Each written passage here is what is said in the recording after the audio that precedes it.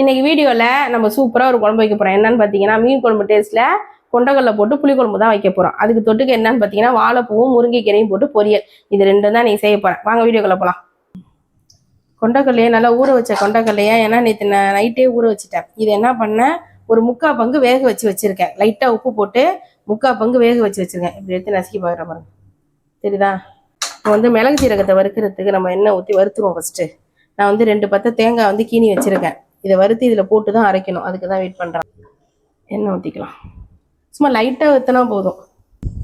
வந்து மிளகு பாருங்க, மிளகு எவ்வளோ போட்டுறாங்க. அடுத்தது ஜீரகம், எல்லாமே வந்து ஒரு 1/4 ஸ்பூன் போட்டுக்கோங்க. இது நல்லா வறுக்கட்டும். அது நல்லா வறுபட்டுருச்சு. இப்போ ஒரு 3 சின்ன வெங்காயம் போட்டுக்கிறேன். அதுலேயே இதையும் லைட்டாக வறுத்து ஊற்றினோம்னா நல்லாயிருக்கும். அதுக்கு தான் போதும். நம்ம இதில் சேர்த்துக்கலாம்.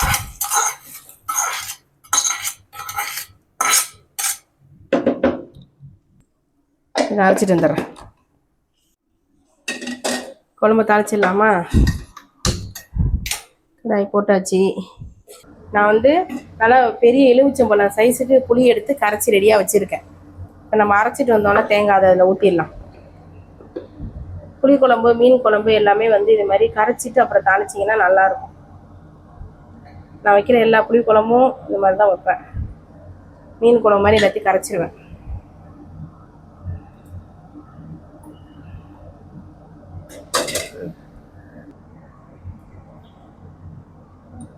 இப்போ மிளகாத்தூள் போட்டுக்கலாம். அது அவங்கவுங்க காரத்துக்கு தகுந்த மாதிரி போட்டுக்கோங்க. நான் ஒரு 3.5 ஸ்பூன் போட்டிருக்கேன். அப்புறம் மஞ்சத்தூள்,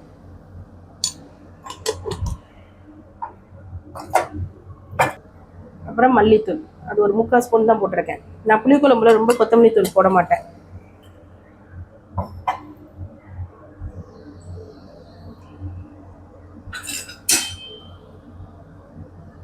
நல்லா கலந்துக்கலாம். உப்பு போட்டுக்கலாம். முதல்ல ஒரு அளவு உப்பு போட்டுட்டோன்னு வச்சுக்கோங்களேன். அப்பதான் வந்து பத்தாததுக்கு நம்ம சாப்பிடும்போது கூட போட்டு சாப்பிடலாம். எனக்கு வந்து கல் உப்பு தான் அளவு தெரியும் டக்கு டக்குன்னு. குழம்பு கரைச்சி ரெடியாக வச்சுருக்கோம். இப்போ தாளிக்க ஆரம்பிச்சிட வேண்டியதான். இப்போ எண்ணெய் ஊற்றிக்கலாம். ஆஸ் யூஷுவல் நம்ம நல்லெண்ணெய் தான் புளிக்குழம்புக்கு. வெயில் நல்லெண்ணெய் நிறையா சேர்த்துக்கோங்க. அப்போ தான் ஹீட்டு கம்மியாகும்.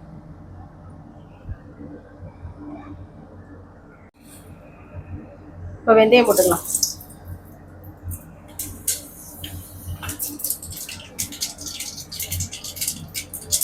வெந்தயம் வந்து புளிக்குழம்புல நீங்கள் ஒரு கொஞ்சமாவது சேர்க்கணும். ஏன்னா புளி வந்து ஹீட்டு, அதை கம்மி பண்ணுறதுக்கு தான் நம்ம வெந்தயம் போடுறதே. ஆனால் கடுகு மட்டும் போட்டு சில பேர் தாளிக்கிறாங்க. வெந்தயம் போட்டு தாளிங்க, அது ரொம்ப நல்லது. இப்போ வந்து சின்ன வெங்காயம், அப்புறம் பூண்டு, கருவேப்பிலை, கொத்தமல்லி எல்லாம் அரைச்சி வச்சுருக்கேன்.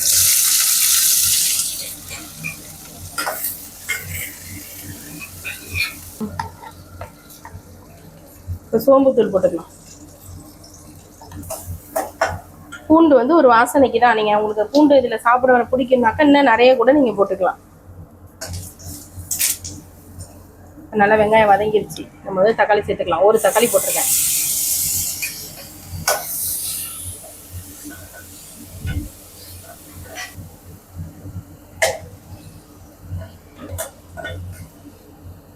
நல்லா தக்காளி நல்லா சுருள வதங்கட்டும்.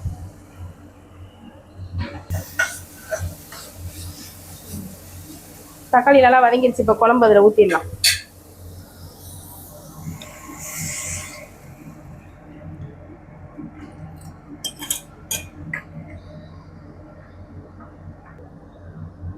இப்போ முருங்கைக்காவும் கத்திரிக்காயும் போடுறேன். இந்த கொண்டக்கடலையோட இதை சேர்த்து வச்சா சூப்பராக இருக்கும். உருளைக்கிழங்கு இருந்தாலும் போடலாம். நான் உருளைக்கிழங்கு இன்னைக்கு போடலை. அப்புறம் நம்ம வேக வச்சுருக்கோம் இந்த கொண்டக்கடலை. இது வேக வைக்கும் போது சும்மா கொஞ்சமாக உப்பு போட்டால் போதும். ஒரு 1/4 பங்கு உப்பு போட்டால் போதும். இதில் உப்பு இருக்கிறது அதில் ஏறும். அதனால நிறைய உப்பு போட்டு வேக வச்சிடாதீங்க. உப்பு போடாமல் வெந்தாலும் ஒரு மாதிரி இருக்கும். அதான் குழம்பு ரெடி. இது நல்லா கொதிச்சு திக்கானோன்னா இறக்க வேண்டியதுதான்.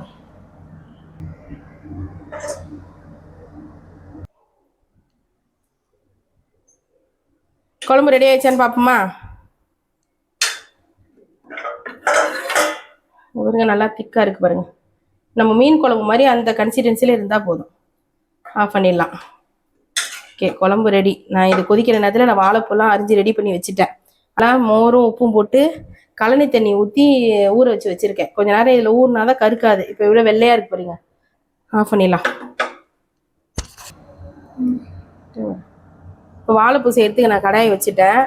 இதில் வந்து துவரம்பருப்பு, பாசிப்பருப்பு, கடலப்பருப்பு 3 வந்து 1 ஸ்பூனு கரெக்டாக ஒவ்வொரு ஸ்பூன் போட்டிருக்கேன். நம்ம வந்து பெரிய ஸ்பூனாகவே இருக்கும்.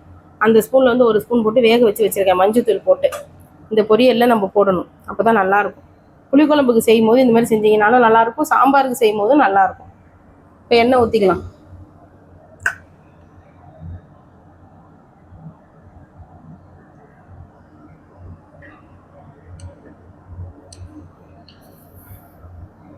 இப்போ கடுகு போட்டுக்கலாம். அப்புறம் உளுத்தம்பருப்பு போட்டுக்கலாம்.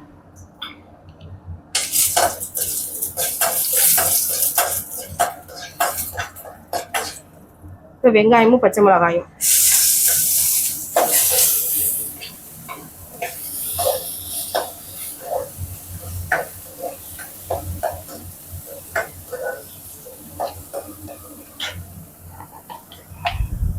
அப்புறம் வந்து சோம்புத்தூள் கொஞ்சம்.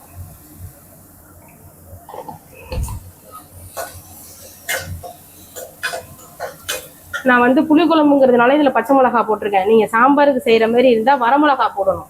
அப்போ தான் நல்லாயிருக்கும். கீரை பொரியலுமே வந்து நீங்கள் எந்த கீரை பொரியல் பண்ணாலும் புளிக்குழம்புனா பச்சை மிளகா போடுங்க, சாம்பார்னா வரமிளகா போடுங்க.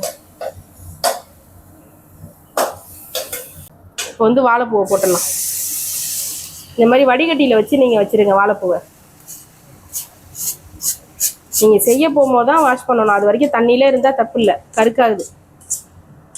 நீங்கள் மாரி இருத்து வச்சுட்டு ரொம்ப நேரம் கழிச்சு செஞ்சீங்கன்னா கருப்பாயிடும். அப்புறம் முருங்கைக்கீரையும் போட்டுக்கலாம். முருங்கைக்கீரையும் அப்படிதான் நீங்கள் வந்து உருவி வச்சு அன்னைக்கே செய்யணும். இல்லாட்டி உருவி வச்சுக்கணும் ஃப்ரிட்ஜில்.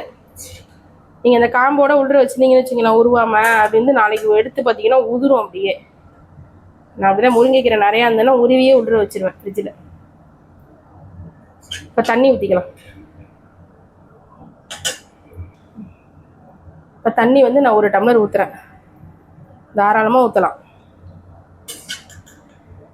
இப்போ உப்பு போட்டுக்கலாம். இது வெந்தோடனே தான் நம்ம அந்த பருப்பே போட போகிறோம், அதனால் இப்போ போடக்கூடாது. அதை கல் உப்பு பாருங்க. கீரையும் வாழைப்பூவும் எங்கே பார்த்தாலும் கலந்து இருக்கணும். அந்த மாதிரி நம்ம கலரி விட்டுக்கணும். ஏன்னா கீரை வந்து ஒன்றோட ஒன்று ஒட்டிக்கிட்டு அங்கே வெறும் கீரை ஒரு பக்கெட்டு வாழைப்பூ அந்த மாதிரி இருக்கும். இது நம்ம வந்து கிளறும் போதே நல்லா அப்படி ஒத்தையாக கலரி விட்டுருணும்.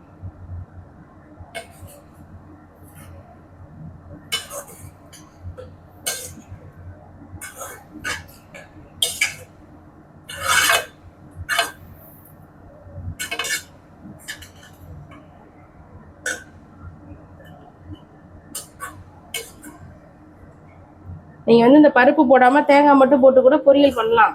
ஆனால் இந்த புளிக்குழம்புக்கு இந்த மாதிரி செஞ்சால் நல்லாயிருக்கும். அதனால தான் இந்த பருப்பு போடுறேன் நான். ஓகே, இது வேகட்டும். ஓகே, வாழைப்பூவும் கீரையும் நல்லா வெந்துருச்சு பாருங்கள். ஒரு வாழைப்பூ எடுத்து நம்ம சாப்பிட்டு பார்க்கணும். வெந்துருச்சு. இப்போ வந்து நம்ம பருப்பு போட்டலாம். 3 பருப்பும் போடணும், அப்போ தான் நல்லாயிருக்கும். அடுத்தது தேங்காய் துருவல்.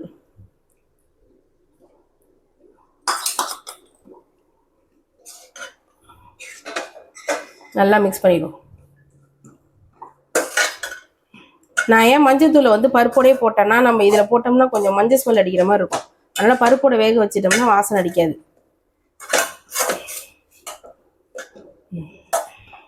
இது நல்லா 1 நிமிஷம் இருந்தால் போதும். பருப்பும் தேங்காயும் வந்து ஒன்று சேர்றதுக்காக போதும். 1 நிமிஷம் இருக்கட்டும்.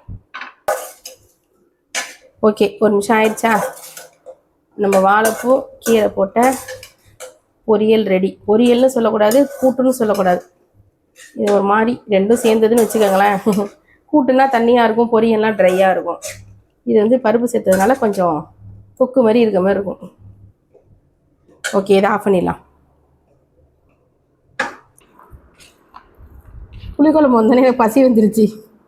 இந்த கொண்டக்கல்லையை வந்து நான் தோல் எடுத்து சாப்பிட்றதுக்கு ரொம்ப பிடிக்கும். பொறுமையாக எடுத்து சாப்பிடுவேன். சாப்பிட்டுட்டு தனியாக இந்த கொண்டக்கல்லையெல்லாம் வச்சுட்டு இது மாதிரி தோல் எடுத்து சாப்பிட எனக்கு ரொம்ப பிடிக்கும். குழம்பு ஃபஸ்ட்டு டேஸ்ட் பண்ணிடுறேன், அப்புறம் கொண்டக்கல்லை சாப்பிடலாம். செம்ம டேஸ்ட்டாக இருக்குது. எதுக்கு நான் கடலை வச்சுருக்கேன்னா, கடலையோட சேர்த்து சாப்பிடுங்களேன், அல்டிமேட்டாக இருக்கும். எப்பவுமே புளிக்குழம்பு பக்கத்தில் கடலை வச்சுக்கோங்க. நிலக்கடலை, வறுத்த கடலை அது. அதோட சேர்த்து சாப்பிட்டாக்கா தனி டேஸ்ட்டு தான். இந்த புளி சாதத்துக்கு, லெமன் சாதத்துக்குலாம் கடலை வந்து செம்ம காம்பினேஷன். அதெல்லாம் புளிக்குழம்பு வச்சா கொஞ்சம் கடலையும் சாப்பிடுவேன் நான். இப்போ பொரியல் வச்சு சாப்பிடுவோமா?